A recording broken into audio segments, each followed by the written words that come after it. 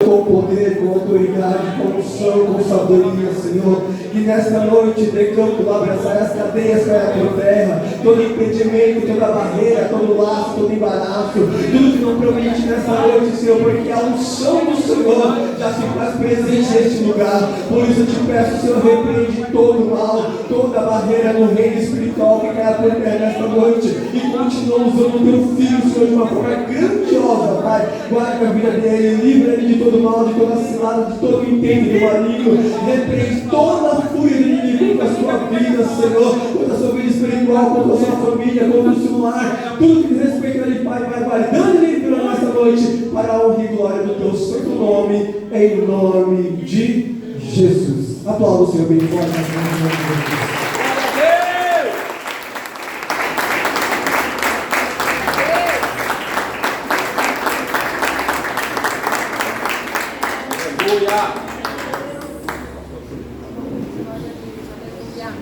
Aleluia! Glória a Deus! Aleluia! Pastor, amém? Amém! Amém! Vamos seu assento em nome de Jesus. Uma noite especial na presença de Deus. Já para comigo a sua Bíblia, no livro de Cantares de Salomão, ou Cânticos dos Cânticos, no capítulo de número 2, nós vamos ler somente um versículo, o versículo de número 15. Cantares de Salomão, capítulo de número 2, verso número 15. Cantares é fácil de achar, você acha Salmos, logo depois vai ter Provérbios, Eclesiastes e depois vai Cantares de Salomão. Estamos aqui hoje estreando o nosso nossa nova aparelhagem de som. Posso ouvir glória a Deus aí? Está bem alto. Se por acaso eu gritar muito, você pode abaixar, viu, David? Se eu passar da conta aí, nosso irmão David está ali, eles ficaram, o presbítero Luciano, o irmão David e o Luiz também ficaram aqui ontem o dia inteiro, até o final do dia de noite, para poder preparar para a instalação das coisas aqui. Ainda faltam algumas coisas para a gente terminar, mas já está aí com uns 80% ou 90% colocado, e nós estamos felizes porque Deus tem dado algo de muito mais qualidade ainda para nós, e o Senhor tem honrado o nosso ministério, amém? Então, felizes, e espero que os irmãos possam aproveitar. Quanto mais qualidade a gente tem no som, fica mais limpo o nosso louvor, a nossa voz na hora da palavra. Você pode ouvir com mais tranquilidade aquilo que Deus tem ao teu coração todas as vezes que você vem até este lugar. Amém? Amém. Livro de Cantares de Salomão, capítulo de número 2, verso de número 15. Quem encontrou, dá glória a Deus aí. Amém. Diz assim o texto, se você não achou, acompanhe aqui pelo guarda-chuva.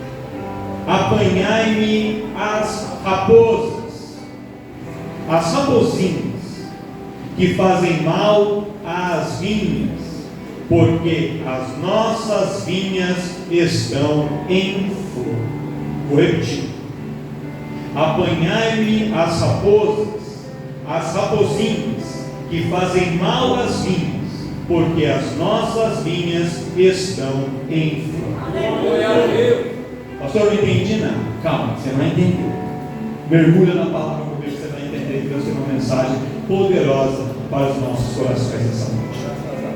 Todos nós sabemos que Salomão era filho de Davi, e depois que Davi termina o seu reinado, Salomão assume como sucessor de Davi. Salomão reina em Israel durante 40 anos, aproximadamente depois do ano 970 a.C. até por volta do ano 930 depois de Cristo. Por 40 anos Salomão reina. E o reinado de Salomão foi um reinado de paz, porque este homem, ele quando assume, ele assume um legado de Davi, em que Davi já tinha lutado muitas guerras, muitas batalhas, havia vencido muitos inimigos, e o povo de Israel estava ali com um território grande, um território vasto, e economicamente também fortalecido. Então quando Salomão ele era um reino próspero, um reino abençoado, mas nas mãos de Salomão, Deus ainda faz com que esse reino cresça ainda mais e prospere ainda mais. Por quê? Porque quando Salomão assume a posição de rei, logo depois da morte de Davi, ele tem que se assentar sobre o trono. Antes dele assentar e começar a fazer as coisas do jeito dele, para ver se dava certo, depois pedir ajuda de Deus, ele fez diferente. Ele foi buscar primeiramente consultar ao Senhor, orar ao Senhor, e quando ele começa a fazer um sacrifício de adoração ao Senhor e buscando a presença de Deus, Deus se manifesta para Salomão em sonho e fala assim: Salomão, pede-me aquilo que quiseres e eu te darei. E no sonho Salomão respondeu ao Senhor e disse assim: Senhor, eu não quero dinheiro, eu preocupado em ter muita fama, eu não estou preocupado com nada dessa terra. A coisa que eu gostaria de ter, eu queria ter um coração sábio e entendido, porque a responsabilidade de dar sequência na obra de Davi, meu pai, é muito grande, e para que eu possa governar esse povo, julgar a causa do povo com sabedoria, eu preciso da sabedoria que vem de Deus. Tem sabedoria que eu posso aprender nos livros, tem coisa que eu posso aprender conversando com outra pessoa inteligente, mas tem uma sabedoria que só vem da cabeça, da mente de Deus, que vem direto para o meu coração. E é essa sabedoria que eu quero, porque a sabedoria do homem ela é falha e limitada, mas a sabedoria de Deus é perfeita. E quando nós temos a sabedoria de Deus, nós sabemos entrar, sabemos sair, sabemos quando devemos falar, sabemos a hora de calar, sabemos tomar as decisões certas. Então, o momento de avançar, o momento de aguardar, a sabedoria de Deus direciona os nossos passos com perfeição. Então Deus fala assim para Salomão: já que você poderia ter pedido qualquer coisa e você escolheu pedir sabedoria, por causa disso eu vou te dar o que você está pedindo, mas eu sou Deus que surpreende, eu sou Deus que vou além. Então, além da sabedoria, vou eu te dar também muitas riquezas, vou te dar uma vida longa, vou te dar um reinado próspero, e sobre a terra nenhum outro homem verá mais sábio, mais rico, mais próspero do que você. E Salomão começa com aquele reinado de paz, e durante os 40 anos do reinado de Salomão não houve nenhuma guerra em Israel.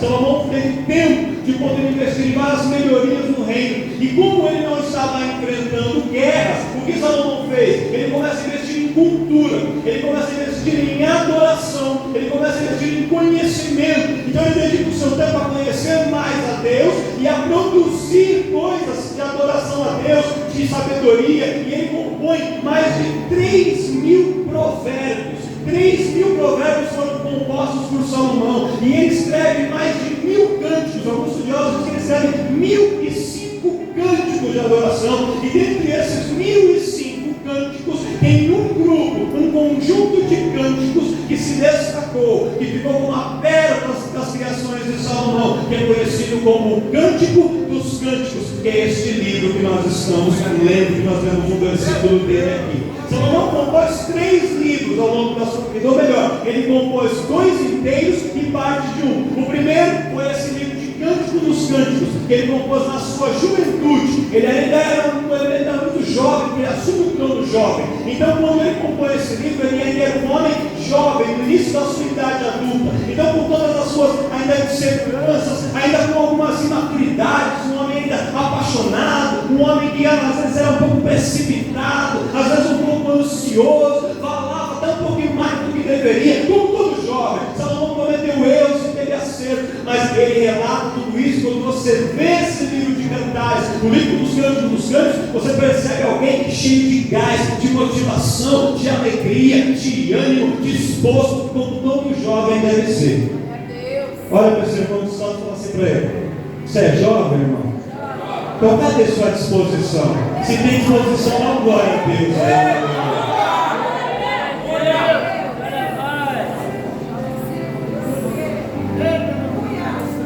Aí quando ele vai envelhecendo um pouco mais, chega aí na fase da sua maturidade, Salomão compõe, recebe o seu segundo livro, ou melhor, ele participa da escrita do segundo livro, que foi o livro de Provérbios. Nem todos os provérbios do livro de Provérbios foram escritos por Salomão.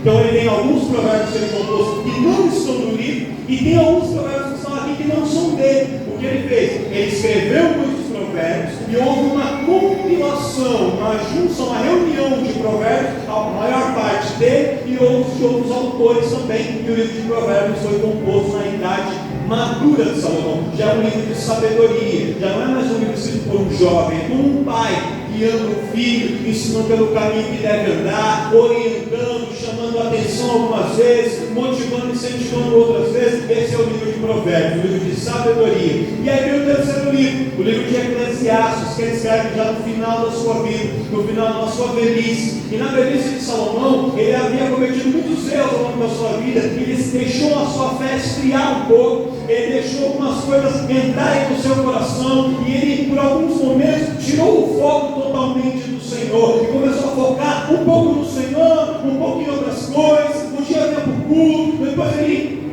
estava com vontade de ir para o bloquinho, ele fazia algumas coisas que agradava a Deus, outras nem tanto. E aí no final, quando ele ele chega na sua velhice, ele olha e fala assim: sabe uma coisa? Eu sei que eu fiz bastante coisa para Deus, mas eu poderia ter feito muito mais. Eu sei que eu fiz coisas boas, mas se eu tivesse mantido meu foco no Senhor, eu teria vivido muito menos momentos de tribulação do que eu vivi. Eu teria colhido muito menos coisas difíceis que eu colhi, porque a vida, irmãos, é plantar e colher. Quem planta coisas boas vai colher coisas boas. Quando a gente planta coisas ruins, coisas negativas, é isso que a gente vai colher, mais cedo ou mais tarde. Salomão entende que parte do que ele colheu no final da sua vida foi um plantio que ele mesmo fez. E ele, de certa forma, se arrepende e deixa isso como um conselho e uma exortação para nós que estamos aqui, para que a gente consiga, seja nos tempos de bênção, seja nos tempos de prova, seja no ano normal, na segunda-feira, no domingo, no carnaval, na Páscoa, no Natal, não importa, manter o nosso foco direto, total no Senhor. Porque quando nós temos os olhos no Senhor e o coração no Senhor, quando nada nesse mundo nos afasta da presença de Deus, você pode ter certeza: 1000 caem ao teu lado, 10.000 à tua direita, mas você não é atingido. Quando o seu foco é o Senhor, o inimigo pode se levantar, ele vem por um caminho, mas por 7 caminhos ele vai bater e retirar. Quando o seu foco é o Senhor, você pode ter um dia de tristeza, pode ter um dia de choro, mas o choro dura uma noite e a alegria vem ao amanhecer. Quando o seu foco é o Senhor, podem te jogar numa fornalha e aquecer a fornalha 7 vezes mais. Deus entra com você na fornalha, te guarda e o fogo não te queima. Podem te jogar na porta do leão, o leão vai ter que jejuar e você sai de lá, sai da cova para se assentar no trono e o nome do Senhor é glorificado. Salomão, ele entende isso e ele deixa ensinamentos para nós. E sábio é aquele que aprende com os erros dos outros. A gente não precisa quebrar a cara para aprender. Você pode ouvir bons conselhos e observar as trajetórias. Nós podemos aprender muito com a vida de Salomão. E voltando aqui para o texto que nós lemos, agora entrando depois dessa introdução do texto que nós lemos em Cantares, o livro de Cantares, como eu falei, ele foi escrito na juventude de Salomão. E há uma discussão, hoje já não tanto mais, mas no passado houve uma discussão muito profunda, se esse livro deveria fazer parte da Bíblia Sagrada, do cânon bíblico. Por quê? Porque, na realidade, o livro de Cantares ele é uma alegoria, ele é uma simbologia. O livro dele trata a narrativa do romance de Salomão com uma mulher, a Sunamita. E este relato desse romance de Salomão com a Sunamita, ele representa o relacionamento de Deus com a igreja, ou, nos nossos tempos, de Jesus com a igreja. E como que se dá a história desse livro? Quando Salomão começa a reinar, ele ganha muita popularidade. Os reis, os príncipes vinham de reinos distantes para visitar Salomão. A rainha de Sabá veio ver Salomão, e vários outros reis também. Então Salomão estava sendo cercado de um monte de gente. E como ele era o rei, e o cara mais importante, era quem mandava em tudo, todas as pessoas que cercavam Salomão apenas o elogiavam. Todo mundo puxava o saco de Salomão. Todo mundo só dizia aquilo que ele queria ouvir. Todo mundo só queria agradar a Salomão. Só que ele sabia que ele não era perfeito em tudo. Que ele com certeza devia estar falhando em algumas coisas, mas as pessoas do lado dele, os ministros, a rainha, os príncipes, os outros reis, não iam falar nada para ele, porque ele era o rei. Então o que ele pensa no processo? Eu preciso ouvir alguém que fale comigo com sinceridade.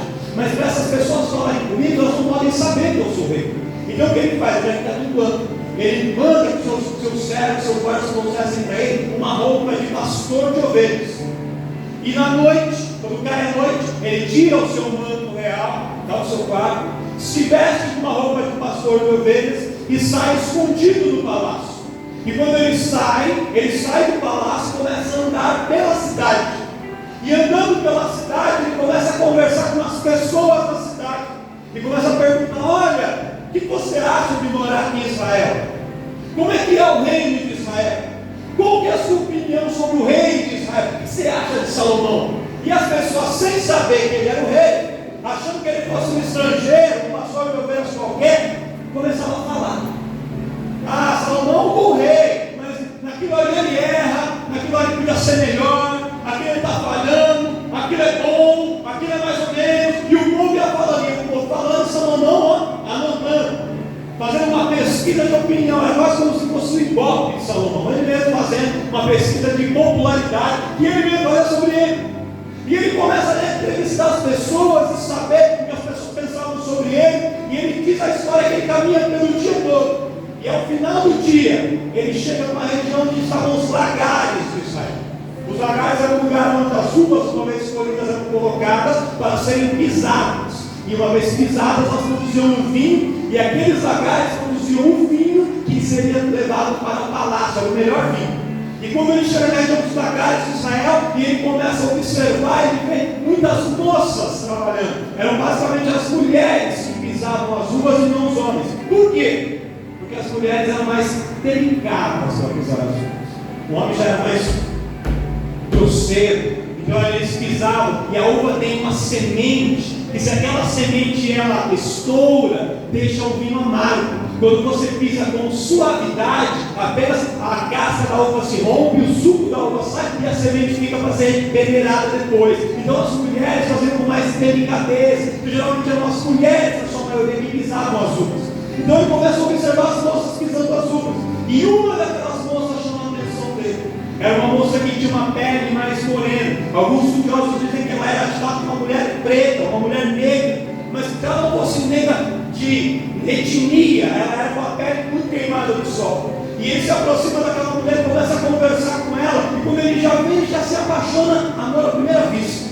E ele se apaixona por ela, e aí ele começa a conversar com ela, querendo saber mais sobre ela, e ele começa a perguntar: você já viu Salomão? Você já viu o rei? O que você acha do rei? E ela começa a fazer vários elogios, e fala assim: olha, eu estou aqui trabalhando, pisando as uvas no lagar, para produzir o vinho que vai ser mandado para o meu rei, porque eu tenho prazer em servir ao meu rei. E Salomão começa a conversar com aquela mulher, e ele observa no redor da cidade, ali do lagar, que era uma parte mais baixa, e ele via as torres ao redor ali da cidade, e ele fala assim: você conhece tudo por aqui, né? Então me diga, por que tem essas torres aqui? E ela fala assim: essas torres estão aqui porque os guardas estão observando e estão vigiando. Veja, que eles têm trombetas aqui nas mãos, e essas trombetas têm duas finalidades. Uma, se algum inimigo vier de fora, eles vão tocar a trombeta para avisar quem está dentro da cidade para se proteger. Mas existe um papo, existe um boato, uma conversa de que o nosso rei, o rei Salomão, um dia também viria para poder conhecer o seu povo, para visitar o teu povo, e esses guardas estão lá, e se o rei vier, eles vão tocar também a trombeta para avisar, e eu estou aqui aguardando a trombeta soar para poder conhecer o meu rei pessoalmente.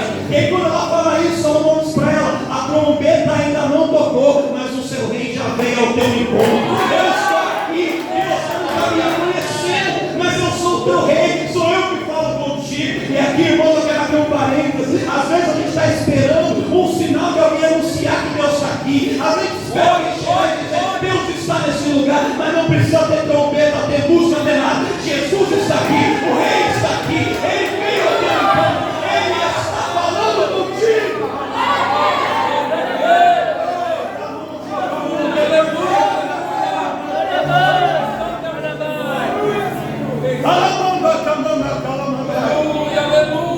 Quantas vezes o rei está falando para a gente e a gente não sabe que o rei está falando conosco? A gente está olhando no meio da tempestade, ele está vindo ao nosso encontro, e a gente achando que é um fantasma, a gente achando que é uma aparição, mas é o rei está aqui, e ele está falando contigo. Ele tem uma palavra no teu coração.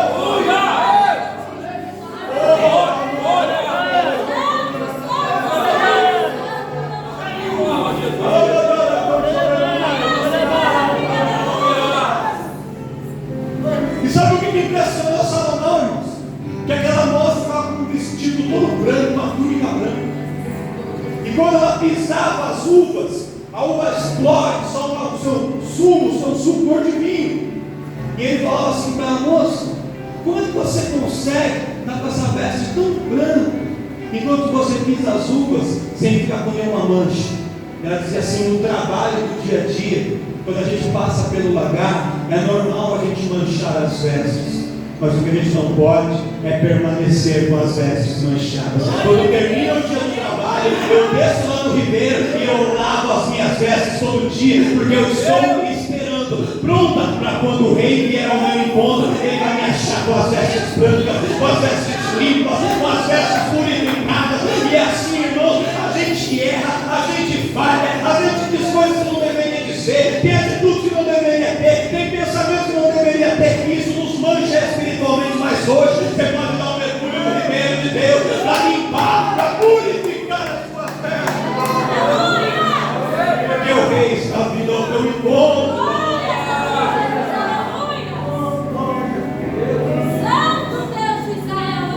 E Salomão começa a se relacionar com essa moça. E o capítulo 1 vai falando do início da relação deles, as conversas, os diálogos, as trocas de palavras apaixonadas, que parece até exagerado para a gente. Quem já ouviu jovem namorando pelo telefone, por mensagem? Hoje não fala mais no telefone, quem mais fala no telefone? Já tudo por mensagem.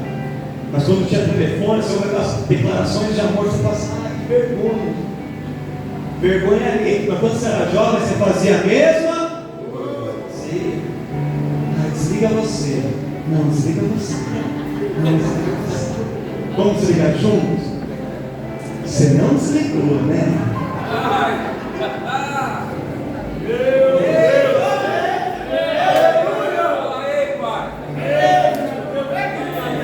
Jovem é assim mesmo. Salomão era jovem. Eles namorando. E o capítulo 1 escreve isso. É quando começa o capítulo 2. A sunamita, a mulher, que é a noiva, que representa a igreja. E todas as vezes nesse livro, quando a mulher fala, é como a igreja falando. E quando Salomão fala, é como Deus respondendo, ou Deus falando, Jesus falando. Ela começa o capítulo 2 dizendo assim, e eu já preguei sobre isso: eu sou a rosa de Sarão e o lírio dos vales. E quando ela diz isso, ela estava se comparando a uma flor bonita, flores perfumadas, mas apenas flores simples, no meio do campo. Sarão significa campo, campino. Então ela diz assim: eu sou apenas uma flor no meio do campo, eu sou apenas mais uma, eu sou apenas um lírio, posso até ter a minha beleza, eu sei que eu tenho valor, mas nada demais, eu sou apenas alguém comum, uma simples flor no meio do campo. E no versículo 2 do capítulo 2, o rei Salomão, Deus responde assim para ela: verdadeiramente tu és um lírio dos vales, mas um lírio que cresceu em meio a espinhos. E o que isso significa? O lírio ele não é plantado, você não faz um canteiro de lírio, já colocar na semente, não. Quando batia o vento na primavera, ele se espalhava as sementes e o lírio ia caindo, e ele ia nascendo aleatoriamente em qualquer lugar. E alguns lírios, e o lírio dessa frase, ele cresceu em um terreno cercado de arbustos espinhosos. E todas as vezes que a gente fala de espinho, a gente fala de dificuldade.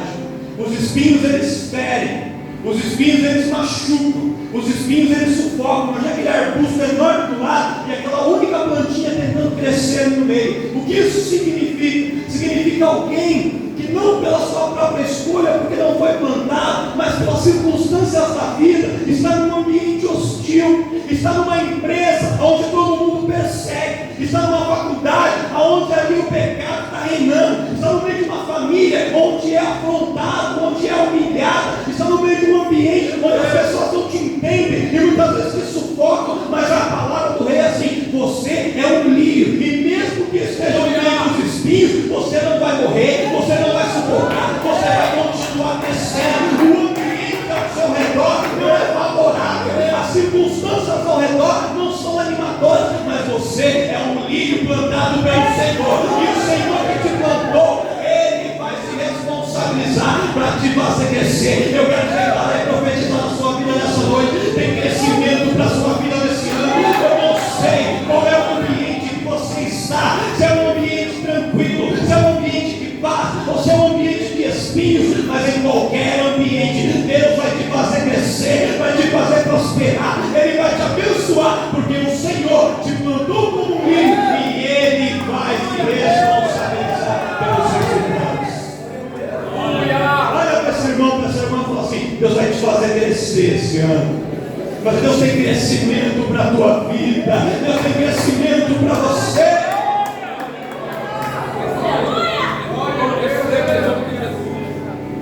E aí segue o capítulo 2.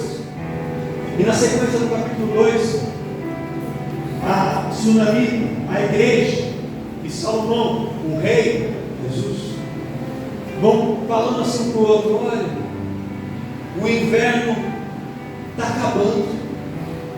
Houve um momento de inverno, terrível. E durante o inverno o frio é tão intenso que matou todas as plantas, todas as flores. Mas o inverno está acabando e a primavera está chegando. E quando a primavera chega, as tempestades, as chuvas, elas param. Quando a primavera chega, as flores que haviam morrido, só com as raízes embaixo da terra, começam a brotar de novo. As árvores que estavam ali só com o tronco e com os galhos, começam a florescer novamente para poder frutificar. Os pássaros que haviam migrado para longe ou se escondido, voltam a povoar os céus e as árvores, e você começa a ver vida aparecendo de novo.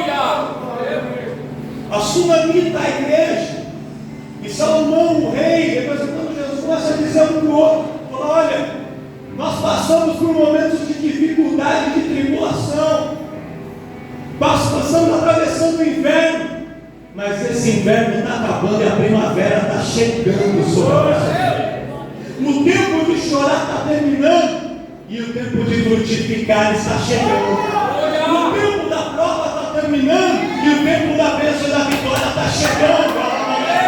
O tempo da solidão, o tempo da frieza está terminando e o tempo do calor, do aquecimento, o tempo da alegria, o tempo da vida está chegando sobre nós.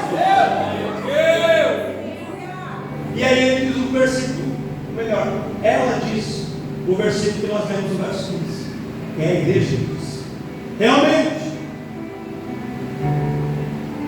a primavera está chegando, e durante a primavera, as videiras, as árvores que produzem as uvas, estavam florescendo. E quando uma árvore floresce primeiro, quase todas as árvores, exceto a figueira, todas as demais, ela primeiro floresce, e depois que ela floresce, cada uma daquelas flores vão dar origem aos frutos. Então, quando uma árvore está bem florida, é o resultado sinal de que ela vai produzir uma grande quantidade de frutos. E ela diz assim: as nossas videiras estão floridas. Olha aí na vinha, as videiras estão produzindo flores. A sinal, a evidência de que a colheita vai ser grande.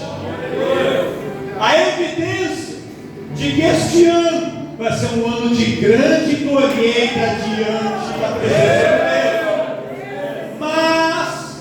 Mas as raposas, ou melhor, as raposas não, as raposinhas, elas estão andando no meio da vinha.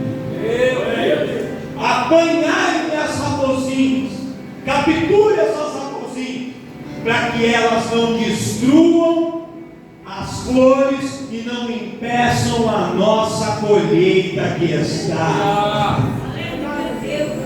E aqui eu começo a pregar para você. Preciso de 5 minutos. Sabe o que ela está dizendo aqui?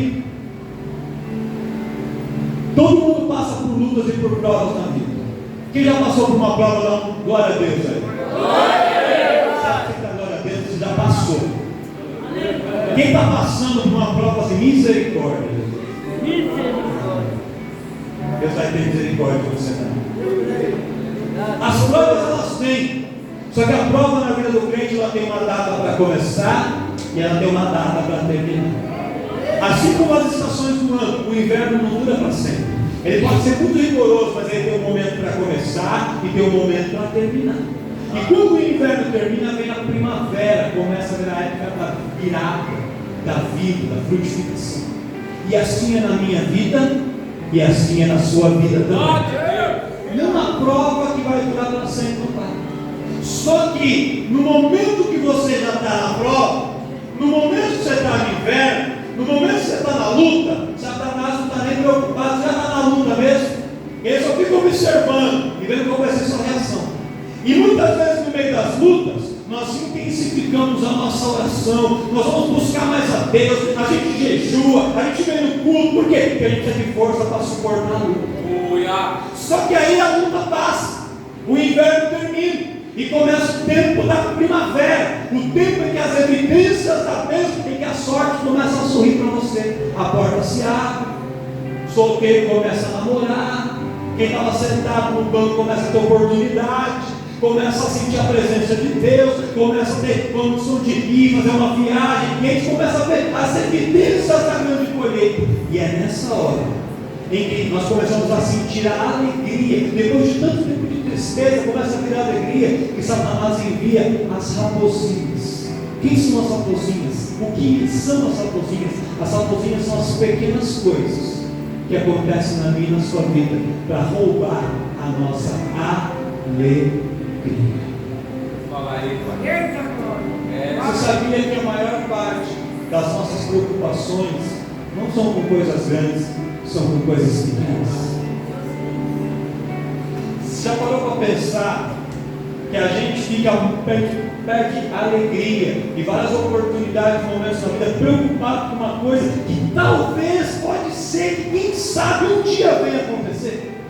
E nem aconteceu, e a gente já começa a sofrer por antecipação, e fica naquela angústia, naquele sofrimento, naquela preocupação, vai para o trabalho preocupado, chega em casa preocupado, nem aconteceu, e a gente já fica preocupado.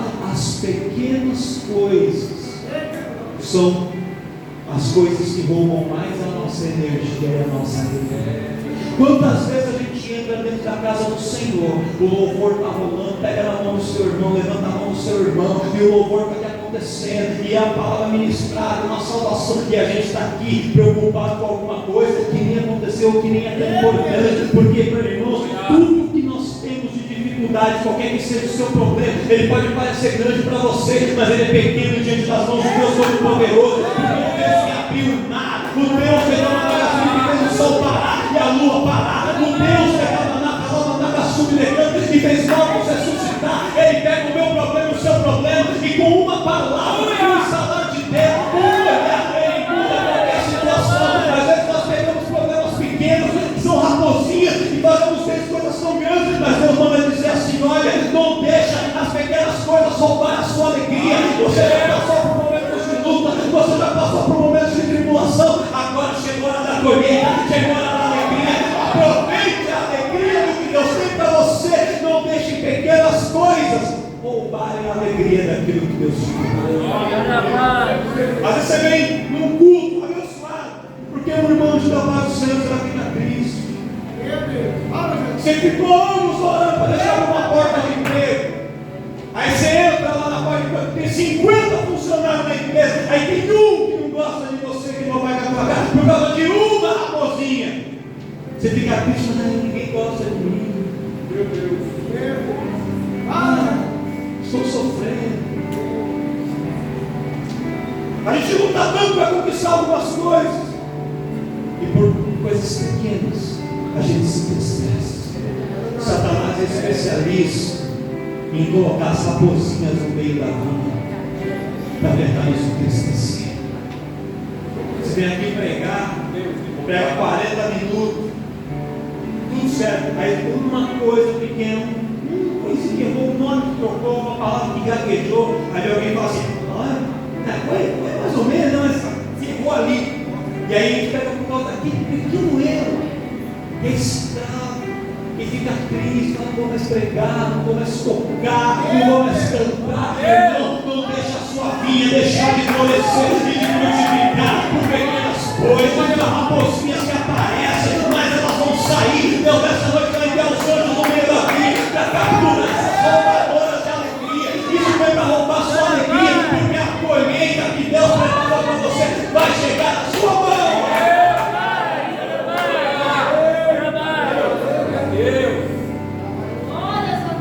Não deixa as raposinhas minarem o 15 anos esperando para casar. Aí tem uma raposinha, ela aparece. Eita, Deus! Olha para o seu irmão, assim, cuidado com essa raposinha.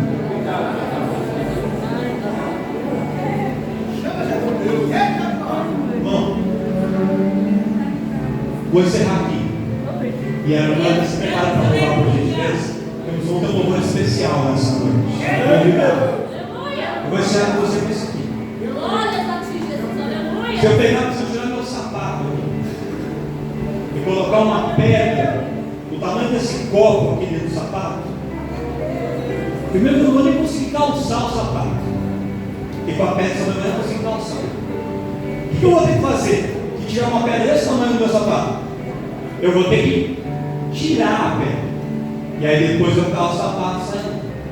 Só que se você vai calçar o sapato, tem uma pedrinha pequenininha assim, pequenininha, ali dentro, e você calça lá, você nem percebe. Aí você está andando, vai pegar o ônibus, o trem, o metrô, o Uber, vai para o trabalho.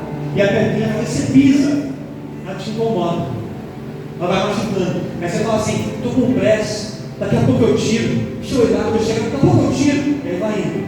Quando você chega no trabalho, aquela pedrinha daquele tamanho, fez uma bolha, uma ferida, um machucado enorme no seu pé. Os problemas da nossa vida não são as pedras grandes. Quando tinha uma pedra grande diante do túmulo de Lázaro, Deus falou assim: vai lá, povo, e tira a pedra. Eles tiraram a pedra não foi impedimento do milagre, mas as pedras pequenas são aquilo que nos machuca e nos pés. Não são as grandes raposas, são as raposinhas que são os problemas. Mas nessa noite, Deus está nos alertando: você não vai deixar as primeiras curvas te entristecer. Pelo contrário, você vai sair daqui crendo que Deus tem uma promessa de colheita abençoada para a sua vida, e que nada, e nem ninguém, nem coisa grande nem pequena vai te impedir de conquistar a bênção do Senhor. Quem recebe essa palavra? Quem recebe? Senhor, que pega a palma para o Senhor.